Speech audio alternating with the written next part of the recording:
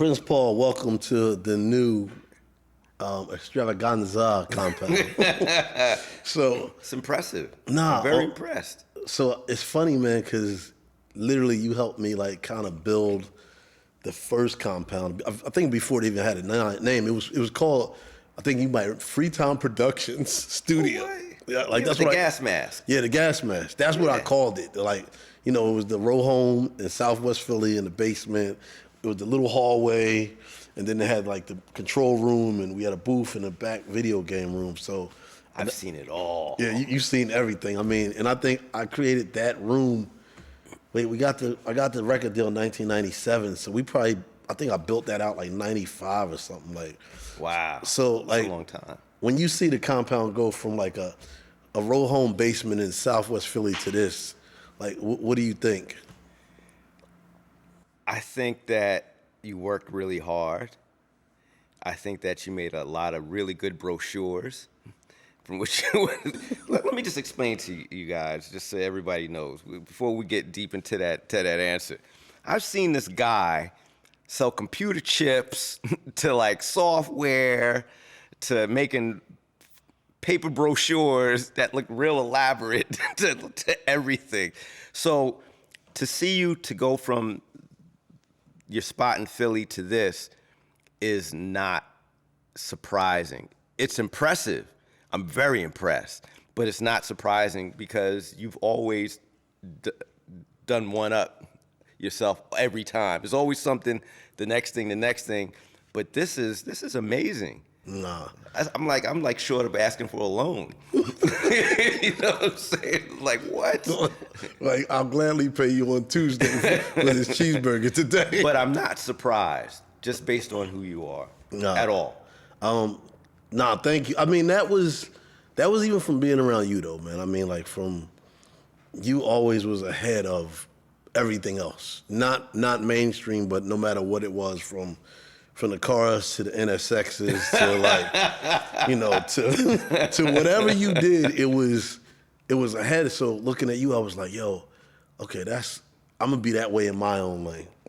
So, wow, thank you. Nah, totally. So I don't even know where to start, but Compound Conversations is just conversations with good people, like to let people know the journey, because in media, most people only look at the last bit of like that success moment, like your last album or your last documentary. But I like to teach the viewers and the audience, like, okay, you're getting to understand the journey of Prince Paul. And for me, don't even remember how we met. I know it's been eons ago, but I remember how we met. We'll get to that in the journey. I remember. I probably had some headphones or some product. I was like, yo, you want some? Yeah, no. I can't wait till we get to that part.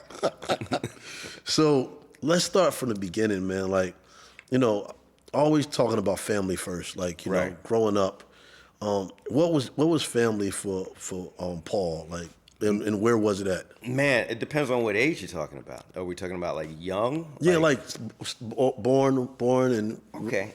Easy enough. I was born in Flushing, Queens, out here in New York. Mom, dad, 2 brothers and a sister, and I was the youngest, or am the youngest of them. And we moved out to Long Island when I was probably like 3 or 4 years old. And that was Amityville, and I was raised in Amityville. Between that and going back and forth to Brooklyn, which was my grandmother's spot in East New York. That's where Brooklyn comes in. Yeah. So it kind of, brings some Brooklyn to Long Island, and can never bring Long Island to Brooklyn because you get beat up. Yeah, that's not gonna work. It doesn't work like that. Yeah, that's like, so when growing up, all of us, like black families, was music a part of the household when you was young? Oh yeah, music was part of, it seemed like every black family's household. It was my dad playing jazz, hardcore jazz fan, Thelonious Monk, Coltrane, you could go on and on. Like that's what he listened to. My mom, the Marvin Gayes, the Barry Whites, the Al Greens, we went that kind of vibe. And, my siblings, because I was so much younger, they were teenagers when I was a kid. So it was whatever was hot on the radio. You know what I'm saying? So I had all ears on everything, whatever, the older stuff, the jazz stuff, and Soul. yeah, and whatever the dance stuff was, playing on the radio back then. I think it was WWRL 16 was the radio station. For all the old heads, that was AM, and then WBLS was just starting to come up back then. In the early 70s. Jesus, I'm old. No, Okay. I mean, you're not old. BLS. You'd have been like WJ Rock J, but you said BLS, so you ain't that old. BLS was around. So then when did the music bug hit you? Was it, you were shorty in the house and the family was doing the parties, or was it seeing like hip hop music, or did it be like, I want to be an R&B singer? Like, when did that music bug hit you? Well, I always loved music. I had a record player ever since I was probably like 5. Like, I had a Mickey Mouse record player, and I would just play like, I'd have my own records. Like, the first thing I would do is, when kids want toys, like, I want this, I like toys, but I would ask my mom, take me to, there was a department store called Mays, M-A-Y-S, back in the days, and they had a record shop, and I would say, I want to go and buy these certain records. They were 99 cents each, they were 45s. And, whatever little money that I had saved up or I could get, I would go and buy 45. So I started collecting since I was 5. And the first 2 records I bought was Hot Pants by James Brown and King Floyd's Groove Me, which I still have. Yeah, you still got that? Yeah, man, I still got the 45s, man. And, I had the Spider-Man record and all sorts Mickey of Mouse record. Yeah. All the cool stuff, what I'm saying? But yeah, it was collecting then, and then when DJing, when I first started seeing DJs in the park when I was probably like 9 years old, maybe like 8, 9, I was like, yo, this is insane. Like, all I remember was people dancing, the giant speakers stacked up. They don't have nothing like this anymore. Like, just stacked up. Was this the Jamaicans route? Oh, man, this or was was just both. regular part? Yeah, this was regular. The Jamaicans came a little bit later when I started seeing the Jamaicans rock, because Jamaicans just had bass. Or Yeah, it was like... But yeah, just seeing the DJs, I'm like, yo, this is crazy. I literally just watch the DJ the whole time, have my bike, because I'm riding to the park or whatever, and just sit in front of the DJ and watch the whole time. I was like, yo, this is what I'd love to do this. But how you gonna do it? You're a kid, you need dough, right? Like, you can't afford turntables. They had, whatever the mixer was back then and the speakers. 'Cause it was all about sound systems back then. Couldn't afford that. But I knew it's what I wanted to do, and I pieced the system together by the time I was 10, and then that's when I started DJing. Kind of like fake DJing, or as they called me back when I was a kid, sucka DJ. Sucka DJ. It's like, yo, sucka DJ, yo, sucka kid. You ain't hot yet, sucker DJ. Yeah, I was called sucka duck kid, sucka kid, it's like, now all the kids would be like, yo, pause, suck. yeah, exactly. No, but that's what happens when you're a little kid. Now little kids get applauded. You see a little kid DJing on Instagram or any social media. Oh my God, so cute. Back when this is the realness of when I grew up. When I grew up, it was like, oh, you a sucker. You trash. Yeah. So see how people coddle their children nowadays? Yeah, see now, that toughness, baby, who I am. Yeah, because now you get a trophy for coming in 3rd place. It's like, what? Yes, that's what started it, piece it together, and I practiced, and we became, I think really, really good in time. So for me, I remember I started DJing, I think a little later, I was like 13, but it was funny because my family was like, they didn't understand it, and I was taking my sister's records, even at a young age, scratching all on them. What? She slapped the crap out of you. Yeah, because remember, all the turntable was belt drive. So I'm trying to go backwards, popping the belts and everything. But how was it with your family when they started seeing you DJing? How was that when they was like, okay, he's getting good? Oh, no, there was no get good. My mom applauded it because she knew where I was at. She knew I was home. If she heard the music, that I wasn't in any trouble. You know what I'm saying? There was no cops coming to the house. There wasn't Paul Hyde. It wasn't selling reefer. Yeah. I was selling no reefers, no chiba back then. Chiba, y'all. Yeah, so, I was just in the house playing music. My oldest brother thought it was cool. Okay. But my other brother, who was my brother, I have two brothers. Yep. My other brother, always threatened to come in and kick in my speakers. Oh, like microphone fiend. Yeah. And then he jet. Put a plug in the speaker and I jet. Yo, he's like, yo, too much. It's too loud. You stressing mom out. You kicking your speakers. Hip hop it wasn't hip hop. It was rap music then. It was before I think whatever. This music's gonna die, and but it was motivation because I looked up to my brothers. Wow, both of them, and for him to say that it gave me a point to prove him wrong. You know what I'm saying? I was like, I'll show him. Yeah, I got this. I needed that. So as much as I had a lot of support, my mom really supported me. Yeah. I have to put in there at some point. At around 9 years old, my dad had passed, so he didn't really get to see me do this at this point. So, my mom really supported me. My sister was kind of, I don't know where she was at, but she could care less probably. But, but yeah, the support was great. I mean, I got it from both places. I got the support at home. I had the adversity from outside because you got to understand, like, DJing back in the days was competitive. Everybody wanted to be the best. So I'm not going to get like, yo, man, good job, man. It was everybody wants to take your neck. Even if you was good, they're like, you still suck. Yeah. So, you ain't going to get no props till you really win something big. So I got my first crew probably when I was like 12.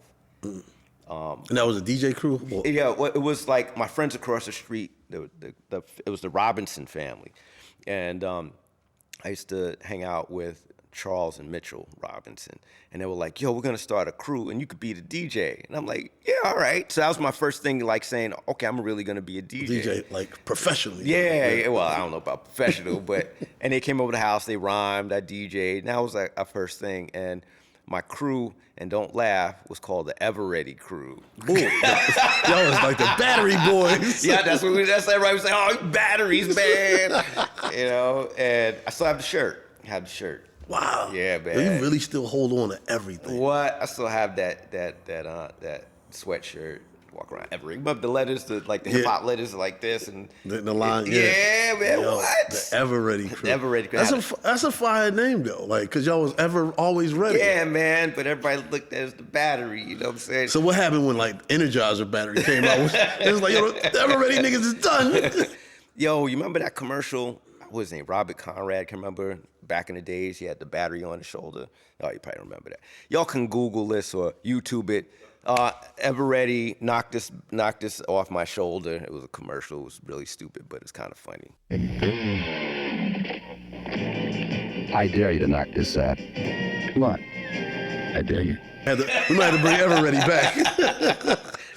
So, all right, going from the first crew now. So, like, I remember for me, man, it was like the block party. And I think I was like doing TLA Rock. It was It's Yours, and like I did it like back to back twice, and I was like, yo. Oh, Tila Rock's, man. I just spoke to him not too long ago. Wow. I'm gonna tell him now. This is gonna really make him happy. Yo, so like Tila Rock was like one of the first records I caught a back to back on. What? And it would never forget. It was black, yellow. I think it was Fresh Records was the hand, and then, I think it was Fresh Records was it was Party Time. Yeah, Party Time that's what it was. And I remember catching it was like commentating, and I caught it, and I was like, I'm a DJ. Commentating, illustrating, description, giving, something like that. I forgot the lyrics, but we'll catch them later. But, so you're a DJ now, but when did it click like? Wait, let me ask you a question real quick. This is before, what's the name of your dance group? Plain and Simple, Simple and Plain, or what was it? What's the name of the dance group you was in? It's Plain and Simple. So yeah. What time did this weigh in? Like before or after that? Plain and Simple was because breakdancing happened, but this is how we met probably, is somewhere in here. But Plain and Simple was around the time of Beach Street. Oh, okay. Ripping up cardboard in Southwest Philly in front of the house. And I was like, yo, everybody in New York who was like Scoop and Scrap, it was Kid and Play. And I was like, yo, we got to come up with something. And I was like, my partner, I was just like, you plain. I was like, yo, I'm simple. And then I learned to jump over my legs. So Those are flattering names. yeah, like, DJing came after Plain and Simple. But anyway, only you could bring these stories up with me. But for me, it was like going back to back on It's Yours, the TLA Rock record. When did, like, even though you got called to be in a group now, but like, when did it hit you? Was it a party? Was it being able to do a scratch? Or when did it hit, like, yo, I'm really a DJ now? Man, I spun at parties where, well, not spun at parties, but, you know, I've got on, there was a place called the Ace Center. I remember I got on, and there was friends of mine, they were called the Youngblood Crew, Paul Carey and Steve Carey. And they had a system, and they let me get on, and I cut Trouble Funk, Pump Me Up, pump me up. Oh, you did the cue from Juice Scene. Yeah, and they let me on for like 2 seconds and kicked me off. So that wasn't a good moment. But it wasn't until I got into junior high school, maybe 8th grade, I battled this kid who was in 12th grade. And I think all that teasing that I got and all the practicing I did, I just took it out on this poor kid. Well, he's older than me. And that was when I made my name. That's when, you know, I got back to school, and the teacher's like, yeah, I heard you. There was a guy named Alfie. He's like, I heard you battle Alfie at the center. I was like, how'd you know, Mr. Nelson? That was my math teacher. You know, because, he killed Paul. Go! Yeah, and that's when I was DJ Paul back then. That's when DJ Paul made his name. I was like, yo, DJ Paul, he was nice. Because I beat a kid who was mad old. And I saw Alfie years later.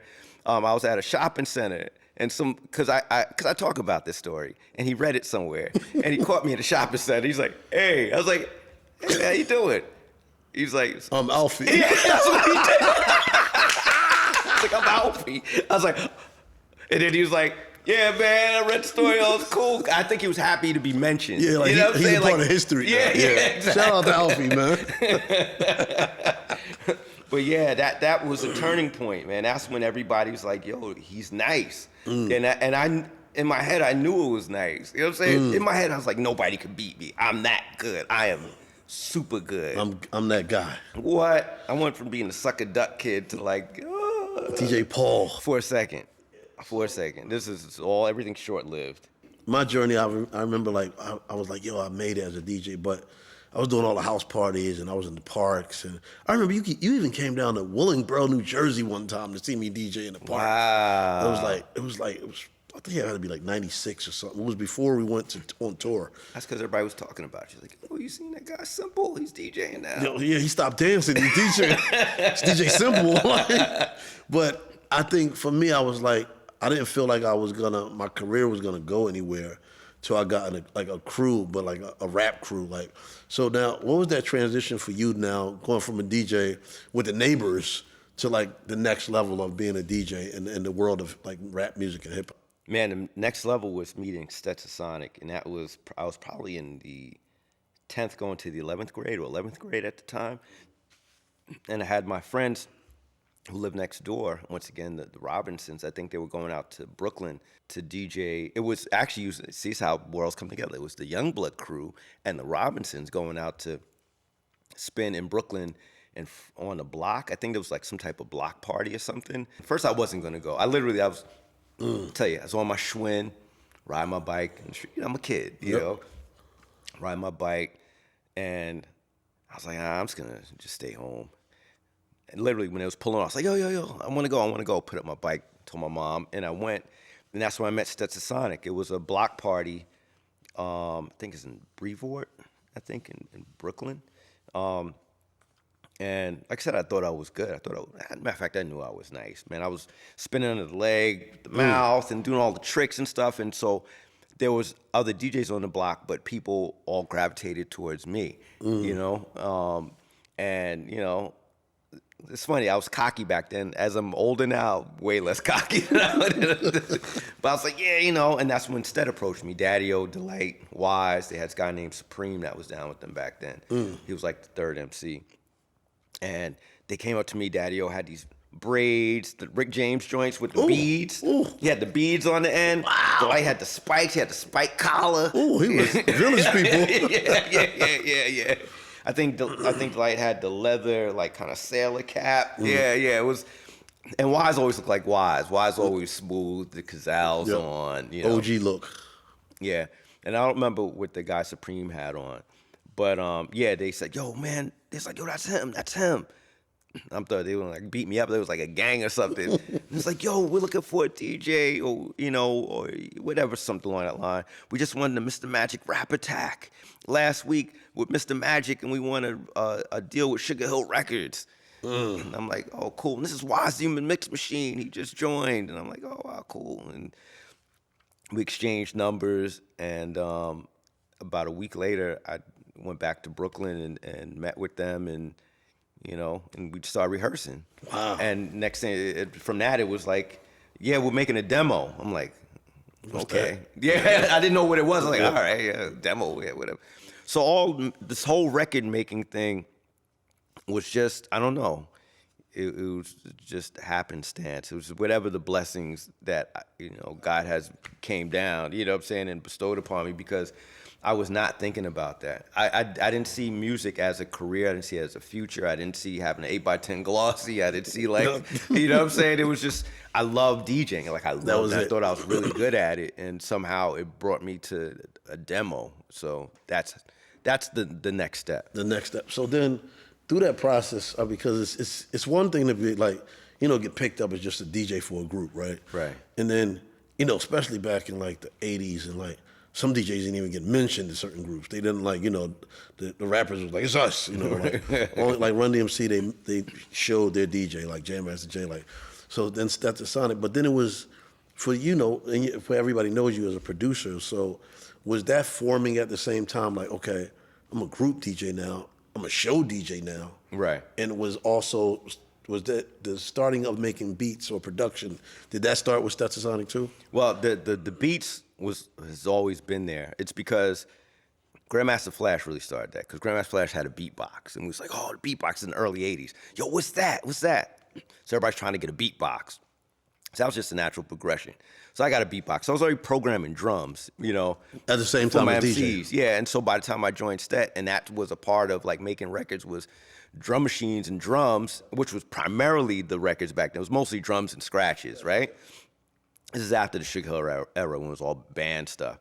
So it just fit right in. It's like, yeah, we're making songs. Well, I got some things I made. You know what I'm saying? Like, check this out. And so I think that kind of appealed to them as well. It's like, okay, wow, this little kid kind of does this. And that. And, and scratches, okay? Long Island isn't that bad. Yeah, it's like, yo, they are kind of cool. So even like, when I think of you and think of like your career and just all the things that before I knew you and through the years of working together and being friends, it's like Stetasonic to me was even different. Yeah, I think the quote is the first hip hop jazz band or first hip hop band. Yeah, hip hop band. Yeah.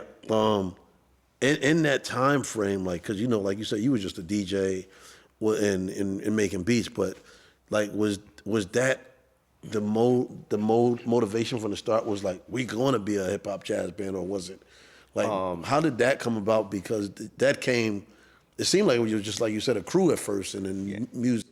Well, you have to credit Delight and Daddy-O for that, because they had the vision of making the band, because we had DBC who played keyboards and he programmed drums as well. So, if that was under his belt, then Wise is the human mix machine, who does the beatbox, and then me DJing. So that was kind of the makings of our band, was, Gotcha. All those elements. So that's, they had the vision for that, and I was just happy to be a part of it. I was just happy to be there. You understand? It's like, it was just fun for me to go and like DJ, like we spent at the Disco Fever, and then later on Latin Quarters, like all these like iconic clubs, spots, yeah. and what I got to see Melly Mel and see people that like my heroes I grew up with, and you see them in person in places, and of course people don't pay any mind to me because I'm just a DJ. What I'm saying? Everybody's like, oh, he's a DJ. How many times I got kicked out of things? I'll give you an example. We were, not to jump around too much, but there's a couple of times, God rest his soul, Mr. Magic had his Mr. Magic Rap Attack show, and I would travel all the way from Long Island, had school the next day, to get there for a midnight show, whatever it was, and he would go, who we got here? The DJ? He could wait out there. They be like, yo, I can't. I got suckered twice like that. Got sucker DJ. Yeah, I got suckered DJ, man. I went back the next time. There's like, Seth was like, Mom, Paul, you should go. I was like, nah, I got this the last time. Yo, come on, man, come on. It ain't gonna happen again. This DJ can stay out there.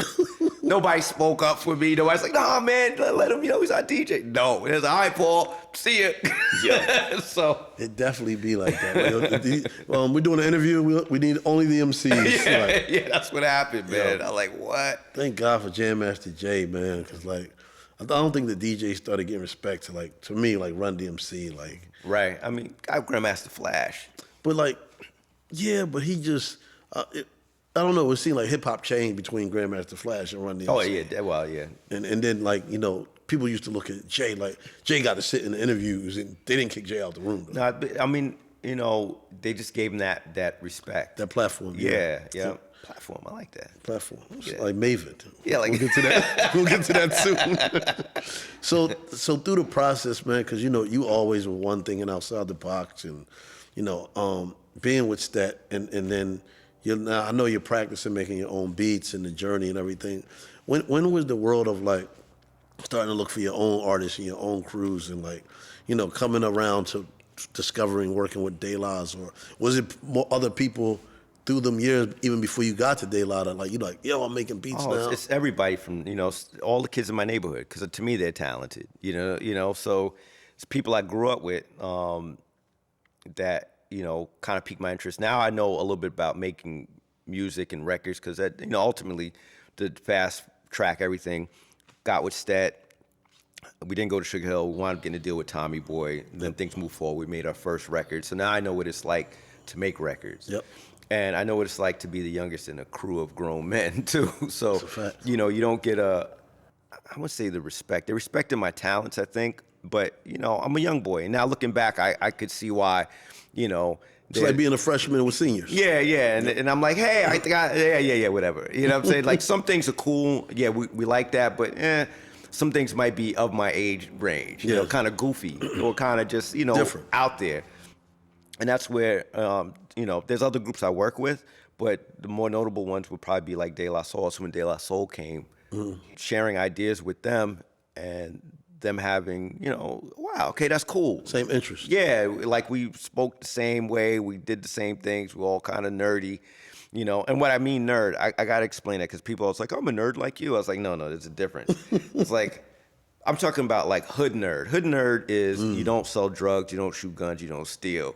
But I'm not in there like, oh, the calculus test. That's nerd. Nerd. I'm a hood nerd. I don't do hood type activities, criminal activities. Hood things with my friends, but not nerd things. Right. So I was a hood nerd. So it kind of worked with them, and plus I had the respect of making a record. I already had track record. Track record of making things, and so.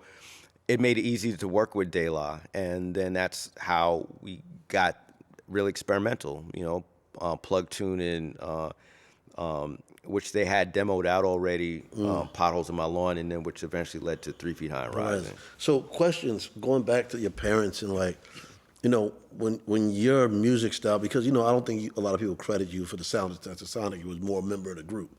So, I always hear when Prince Paul, it's like always Dr. Dre and you for like Parliament and Funkadelic. Thank you. With making beats fresh off the drums, on the drum machines and DJing, but you had a sound like that. And I think like people look at Q-Tip as jazz. People look at Pete Rock as jazz, and like I think do you consider that your sound was from that Parliament, or because I could never. I don't even remember the sample of Potholes in My Lawn, but it was like you came with a sound. It was like a sound for the group, and then a Prince Paul sound. Yeah, I think my sound is I wouldn't say anything goes, but if it's dope, it's dope. Like, I'm not gonna go. I hear something like but it's not, because back then it was all about James Brown. It's not James Brown. I can't use it. I was like, oh, word, that's Lawrence Welk. You know what I'm saying? That's crazy. Oh, that's Mickey Mouse. Oh, I'll take anything. If it sounds good to me, it sounded good, let's use it. And I think that's what made the difference in my sound. It was more or less, people went here, but, Paul, he's going to go here. He's going to go left. I mean, and, there wasn't that much of that back then. It was, hip hop had its thing. It had its gold chains, its shell toe Adidas, its kind of vibe. And I came out with I don't know what you want to call it. Throwing a style, some overalls and some. It was like the nature of hip hop. Like, yeah, it was like the alternative. And like for with me, myself, and I, it was like we all knew that Parliament sample, but the way it was flipped, the way it was sped up, it had like a different dance bop to it. It was like, in the scratches. I think like when I heard the Parliaments, it was like you took beats fun, right? Dre took beats like relaxed and chill, right? And it was like that's what I was like. Yo, these are two different styles of producers that make beats different ways, but sound like they create in the same atmosphere. Yeah, I try to get it to reflect my personality. You know what I'm saying? Like, I like having fun, plus I was a kid, so I'm like yuck, and I was like, playing, oh, check this out. Oh, isn't that stupid? Oh, that's funny. Or even stuff for shock factor. Now for shock factor, people like to go around with a camera and prank people. Yeah. To push somebody down in the supermarket. Like, no, it's not really a alligator in here. My shock factor was like they hear a sound and go, "Oh, what is that?" Oh, on the record, yeah, because that's part of being a kid and part of experimenting, and so that was my thing. It was my personality that came out in a lot of my music, and not to jump ahead, but my personality shifts. You could be sad or be angry, and that comes out in Gravediggaz, and that comes out in different projects. Yep. So I think another big part that like. I know you and know you for years, but a part that came out, and it's been said and not credited enough, is like the creation of the skits. Like, That's the gift and the curse. Wow. So, well, because I think to me, and the creation of skits came with De La. But what was it? I mean, was it just so much fun in the studio, like, let's hit record? Or was it like, nah, let's really create this topic and put this between records? Like, no, I think for me it was, like I said, when I was collecting James Brown and, like I said, and King Floyd and all those other records, I was collecting kids' records, and to me, to sit down and close your eyes and hear a story of Spider-Man or G.I. Joe or whatever, was dope. And so I was like, you know what, we can do this on a hip hop record. I don't think it's ever been done, but what I wanted to do when we finished the album of 3 Feet High and Rise, it was all done. And I was like, I wanted to make it where people knew every person on the record. Because there's some records I listen to and like, I don't know one MC from the next, I don't know their personality. But to come up with a game show, because back in those days, it's like, hi, my name's Bert, and I love to, roller skate, and I like to do that was like things. The intro to Price is Right characters. Yeah, and like every time they introduce somebody, it's like, I'm going to get ability to introduce everybody. Everybody's going to know everybody by name on the beginning of the record, and now they're going to know their personality, and now when they listen to the record, they're going to have a different feel to it. They're going to feel like they know them. That's a fact. Yeah, and that's where I became a marketing maven. Before you met me. Exactly.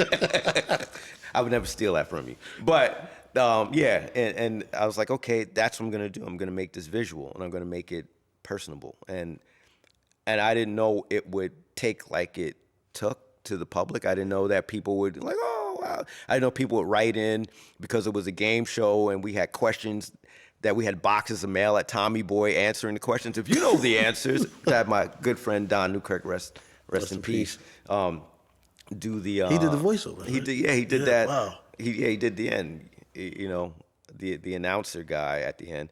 And and we'd get mail. And people were really engaged, and I was like, it worked. Yeah, no, that time it had to be fun for you because it even going from Don Newkirk, how it transitioned to Third Base, right? And him doing the intro. I think you did. What the track was? The Gas Face. Gas Face in Brooklyn, Queens. And that was the first record that MF Doom rhymed on, was the Gas Face. Wow. Yeah, people don't know that's his debut. And you heard it here on Marketing Maven. So you Doom fans. Yeah, that was, so, through the years, it is great to see that, a part, not just like being able to, a lot of people get known for one thing, but you got a chance to like transition your production with the skits and with your character, because I remember when Third Base came out, we was like, oh, they're not like the Beasties, but Right. it was like they could rhyme, but then, Newkirk with the intro and the It's beat. like Search. Yeah, it was Yeah. like, it was like, that record could have been on De La's album. Right. Yeah, But- I didn't think of that. Yeah. You could kind of. Yeah, if you was doing like a mixtape mashup, Right. like those two records would have went right behind like, Saturday or whatever. I But never looked at it like that. Yeah. that's the marketing maven. That is the maven in you. But so now the phone's ringing. Prince Paul is out of stat. De La's moving. The record's going. I'm still in stat. Still in stat. That's never changed. Well, always together with the Right. group. But you're working with De La. You produced Stakes is High too, right? I started with the guys with Stakes is High, but No, the record. Did you produce the record? no, that you talking about the song itself? Yeah. No, that is Jay Dilla. That's Dilla. Yeah, man. Okay. It's crazy. Jay Dilla is so dope. Yeah, nah. For some reason, it's something I forgot what record on there. Did you do a record on Stakes is High? Any records on Stakes? No, I just started recording, putting the stuff together. Putting the project together. Yeah. It still had your feel though. The album had the feel of you to me. Yeah, in some stages, but that's probably my favorite De La record, to be honest. That's probably the one I had the least influence. Involvement with? Yeah, on, I can't say influence, but least involvement in it is a good word. Is probably my favorite. Because that was my son PJ Paul was little back then. We used to listen to it all the time. Wow, that's Yeah, amazing. that's like a bonding record. Yeah, it's back like a then. family tie. Now you're at the point, man, industry, and we're still doing music with De La. Your sound is being lent out to all the top artists, MC Lyte, Big Daddy Kane, Third Bass. Like, what was that like being a producer? And I'll use the word bandwidth. Right. Having bandwidth to expand your style, your sound, your craft to all these groups and people, but still keeping it in the realm of Prince Paul. I think what made it good is those people that you mentioned were fans of what I've done. So that makes it easy. If people like your sound, they're more open to your sound because that's the reason why they hired you, right? It's like when they come to the compound, they like your style of marketing, they like how you push the products, they like your care of the products, and how they're seen in the public. So that's how, it is when working in music. Like they approach me and they're like, hey, we really like what you do. I want to be a part of this thing you're doing. And that's to me, that is super flattering, especially when what I do isn't commercial. You know what I'm saying? Yeah, Like totally. it's my own thing. It's weird. It's quirky. It can hit or miss. You know what I'm saying? But for you to say, yo, I want to be a part of what you're doing, it's amazing to me because it's people liking you for you. To me, music is like that, especially when you make music and you don't copy somebody else's sound and you're doing your own thing. It's like people accepting you for you. Like I didn't have to come up in the Lamborghini. I didn't have to be all iced out and the model on the arm for people like, yo, I want to be with you. I want to hang with you. Yeah. I came out of bed, you know what I'm saying, some footy pajamas on, armpits burnt out on the T-shirt. with a brown spot. Yeah, all burnt out and whatnot. Hat nasty, like, yeah, this is the one slap me fly. Yeah, they still What? respect you. Yeah, man. That's the best. So, and that's how I tried to keep it from day one. If it's cool to be me or not to be me, and that's to a long answer to your very short question. That's how it kind of worked out for me working with all these people. Going to the Gravediggaz, I got a chance to understand the meaning. Like it was all the resurrected MCs off Tommy Boy, like Too Poetic. Yeah, that was RZA. the initial part. Yeah, Like, and all coming together, and it was like, yeah, we're not dead, we killed it, and like, but then fast forward after that, it was psychoanalysis and handsome boy modeling, and like, it was always like you found your own lane, and like, people, rest in peace to Rob Stone. He gave me a compliment one time. It was like, yo, Set Free, you're always like 7 years ahead of everybody. It takes people time to catch up with what you're doing. And I think that is the same sentiments for you, musically and, even marketing wise, because besides the sound of the groups, it was always a theme, a color, even, De La was this crazy Pantone color chart, Gravediggaz was a black and white color chart. It was like psychoanalysis was artwork before anybody was really like doing, artwork on albums. Like what makes you always think ahead of where the current time is at in music, marketing, and branding? Well, I think part of it too is having a good staff of people around you who see your vision.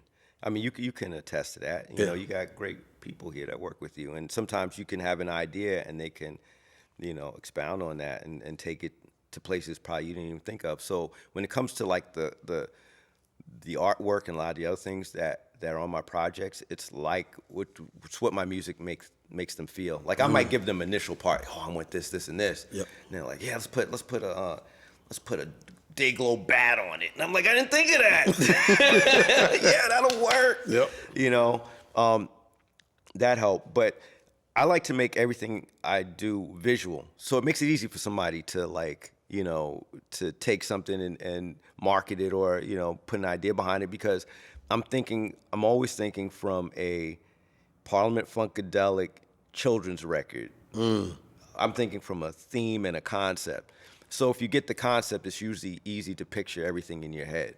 You know, hey, I'm making a concept about, you know, fighting robots. And so, you know, now you know the music's like whatever, you know, it's all action. Yeah. And then It's you already 8-bit. see the clothes, you see the you already, 8-bit sound effects and everything. My face is pixelated, you know, you see It's black headroom instead of max. See how we just keep going on and on? Exactly. There's a prime example I'm talking about. There's a concept. Now all we got to do is just chop it up and just take the better ideas, and then we just move on for it. So I remember when Hamilton came out, you know, and how big it got. It reminded me of Prince Among Thieves. Like, you know, it really, you know, I still think Prince Among Thieves is way ahead of his time and critically acclaimed. And I was blessed to be able to work on it with you and record stuff in Philadelphia in a basement. Yeah, man, big yourself up, man. I record some stuff in his crib. You know, we had roaches on the wall. We was like, but you know, let me be able to bring one of my homies back in the day, Q, and he played the Reverend, and we recorded Sweet D there. Yeah, and, man. That was way different than any other project you ever did musically, and was like, what was that process of like taking almost a Broadway musical? I mean, I don't even remember what it was. I think it was 30 MCs. Oh, there's a lot. Get MCs to do, are just being around you the whole process of calling people to come in the studio to do one line. Right. You're like, yo, just call me back and lead us on my answering machine.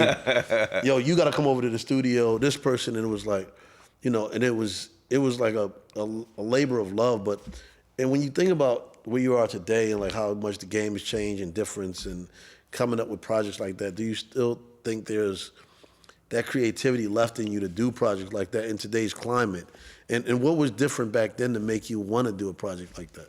All right. Well, I'll address that record in general. Like, yeah, it was that record was interesting because it's something I wanted to do for a long time. Like, you know, we didn't mention it, but back in the days, they used to have a label called Doodoo Man Records. And this was like early 90s, and it was Rush, RAL, which was a part of Def Jam.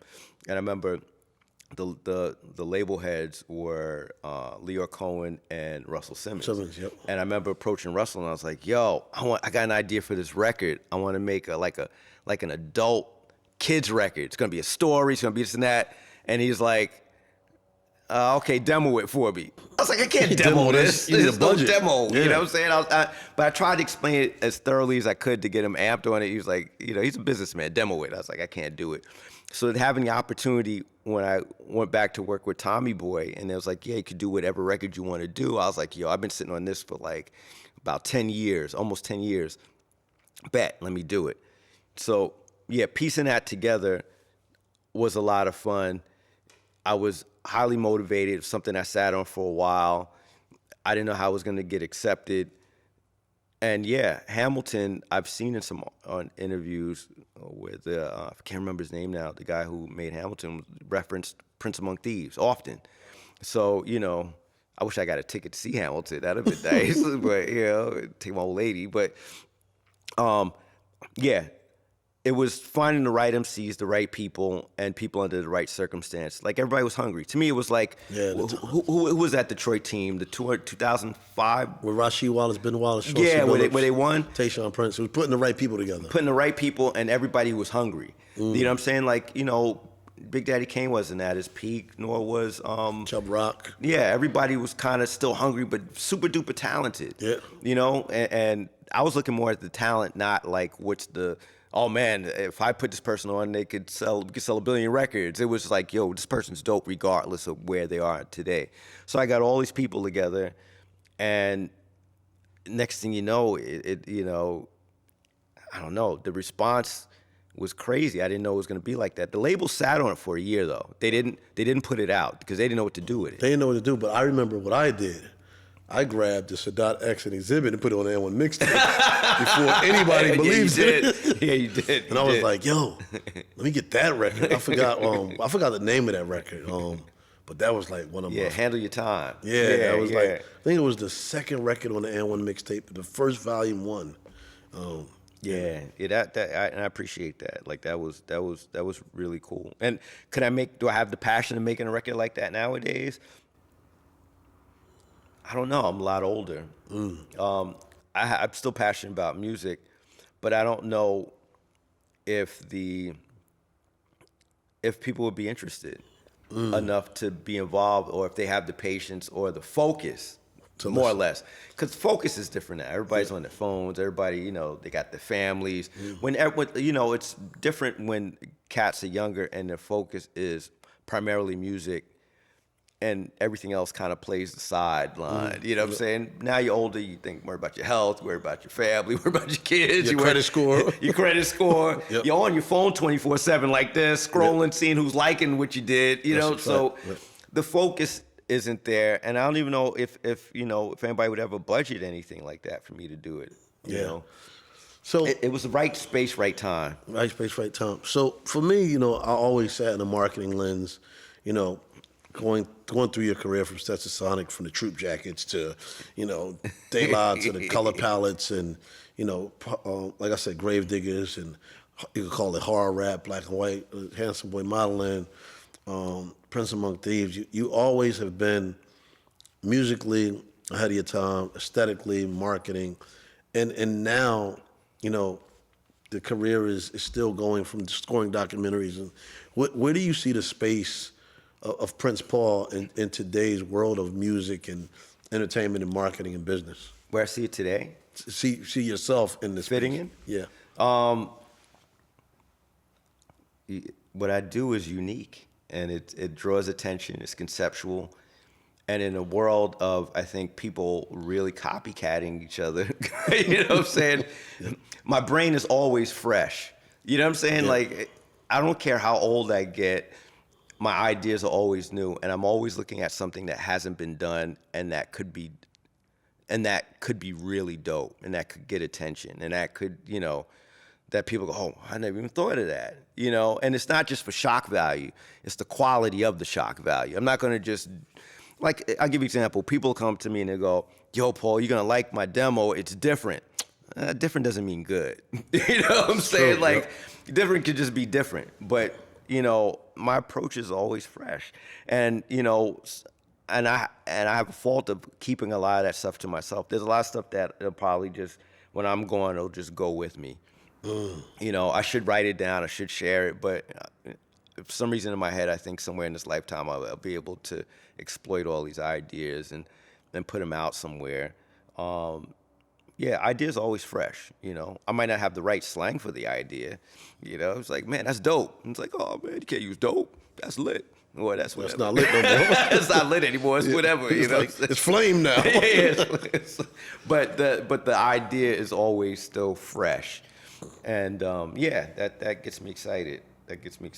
Yeah, I'm nice. Plus, I know you. I just want to say thank you, man, for all the years, man, coming back to see the compound, doing this. This place is amazing. Yeah, but you got to think, even for me, man, this was your basement. This was the when you got the house in Long Island and you built the studio. You remember you walked down the steps, you had your little office there. But but you had all the toys. The condo. Yeah, the condo. The toys and stuff. And it was all the toys, and then you went back in the back room, and it was like the 3 ADATs with I think I bought your BRC remote. Yeah. But it was, you know, it was an evolution, and you were one of the first people I seen with the Master P doll and the, you know, the Echo Flavor Flav clock. So our setups were like, you know, were the same, but you never just called your studio, like made your studio a brand, but like your office was the toys and the business, and then you went in that room with the poster. I remember the poster right on the left was like, back on the block, I see. Yeah, thanks. But it was, you know, it was a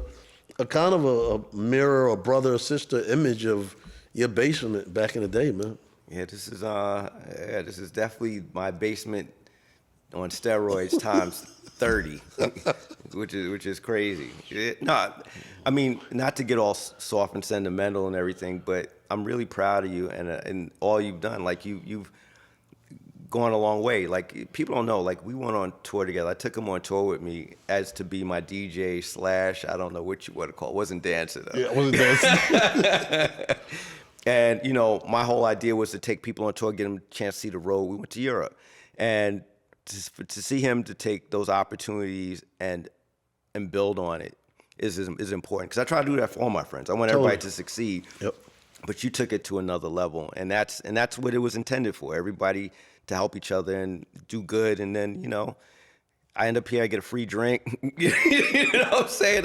It's like a payback. I feel good. You know what? And like for one of the last things, man, I'll end it, and it was like, I think I seen you do this with a lot of people and friends through the years, and it was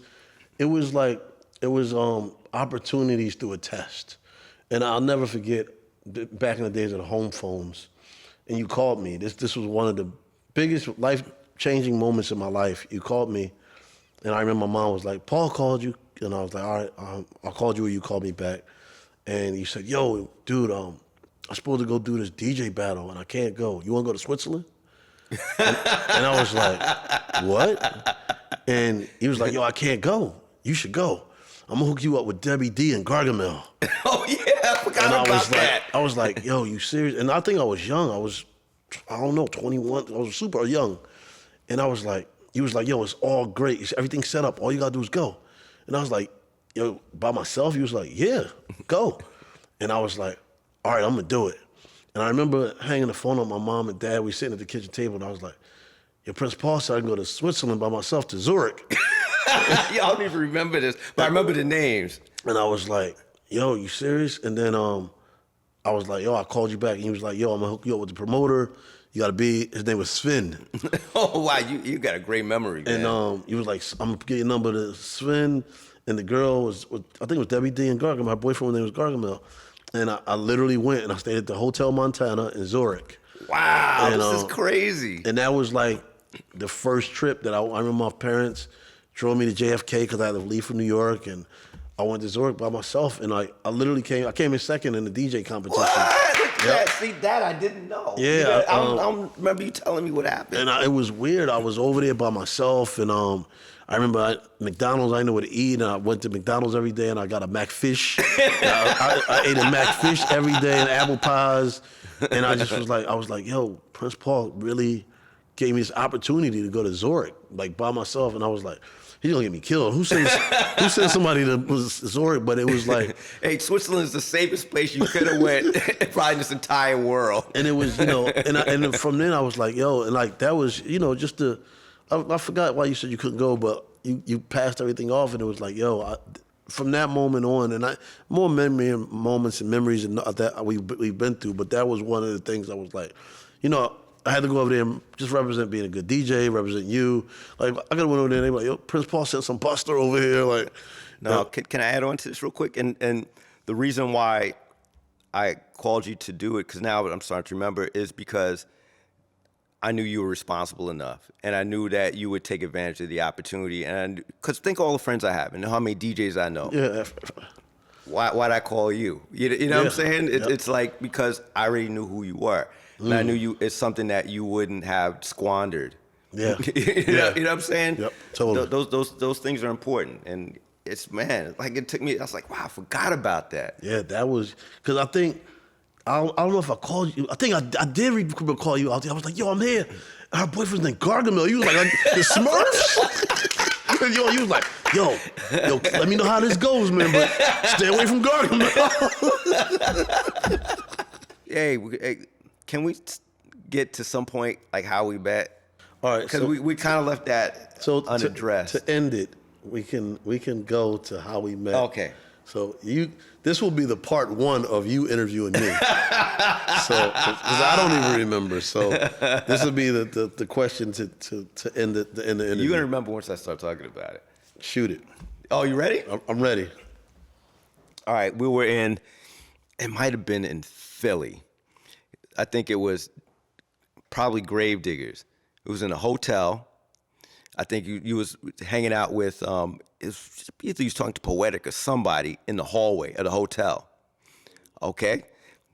And you're like, hey, how you doing? And all of a sudden you just start jumping up and down, and I thought you was dancing, and you told me, I was like, you know me, I was like, what's this guy doing?